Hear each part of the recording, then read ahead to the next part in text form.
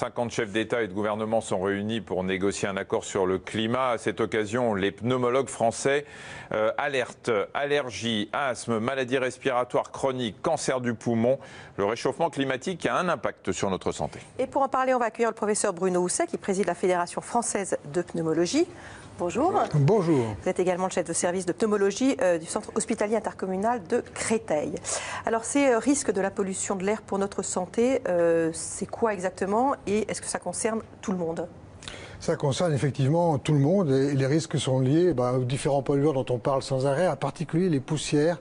Et ce qui nous intéresse plutôt actuellement, ce sont les poussières qui font moins de 2,5 microns, parce que ce sont elles qui pénètrent loin dans les poumons, peuvent même passer dans le sang. Donc c'est celles-là qui sont vraiment extrêmement toxiques et qui sont la cible de nos préoccupations actuelles. Et pour quel type de maladie ? Pour l'asthme, on sait que l'asthme, c'est à peu près deux tiers des maladies qui sont causées, favorisées par la pollution. Pour la bronchopneumopathie chronique obstructive, c'est un terme compliqué, mais qui veut dire que ce sont les maladies respiratoires chroniques. Et puis on sait également que la pollution favorise le développement de cancer. Et ça favoriserait aussi, à une époque, on disait que la pollution engloberait en quelque sorte les grains de pollen et les rendant beaucoup plus toxiques pour les gens qui pourraient être allergiques, voire pour ceux qui ne le sont pas et qui déclencheraient des allergies à cause de ça. Absolument. Donc on sait que les pollens vont avoir beaucoup de succès avec le réchauffement climatique. On va avoir une augmentation des pollens avec une augmentation de l'allergie. Et des saisons, parce qu'avant c'était le printemps, maintenant c'est pratiquement toute l'année. Pratiquement tout le temps. Et donc ces pollens peuvent se fixer sur des microparticules qui peuvent être les vecteurs de ces pollens à l'intérieur de l'arbre respiratoire. Donc ils peuvent porter les pollens dans le poumon. Comment on peut se protéger de manière individuelle de la pollution ? Est-ce que le port de masque, par exemple, a un intérêt ou pas du tout ? D'abord, c'est important de s'informer et de savoir quel est le niveau de pollution. Et actuellement, on a des possibilités de s'informer sur le niveau de pollution sur les différentes villes de France.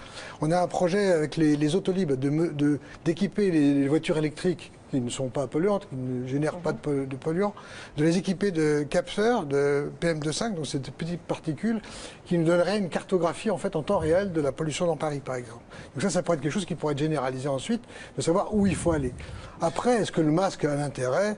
Je pense qu'il y a des études qui sont nécessaires là-dessus, et ça me permet de souligner l'importance de la recherche sur le sujet de la pollution et de ses effets sur l'arbre respiratoire. Mais il y a des villes bien plus polluées dans le monde que Paris. On peut penser à Pékin, on peut penser à Mexico, à Athènes même, dans lesquelles il y a forcément eu des études à un moment sur l'efficacité de ces masques, par exemple. Alors, il y a un travail qui a été publié effectivement par les Chinois, parce qu'à Pékin, ils ont étudié l'effet du port d'un masque lors d'une déambulation de sujets qui sont insuffisants coronariens. Et ils ont montré que sur des index qui sont assez indirects, que ça pouvait avoir un intérêt.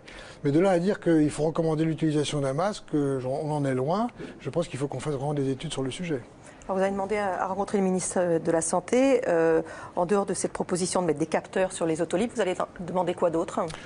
Extrêmement ferme sur les normes qui sont discutées. Vous savez que c'est une négociation, c'est une négociation européenne. Quels sont les taux acceptables, qui sont malheureusement souvent dépassés, mais il faut absolument se battre pour que ces taux soient le plus bas possible.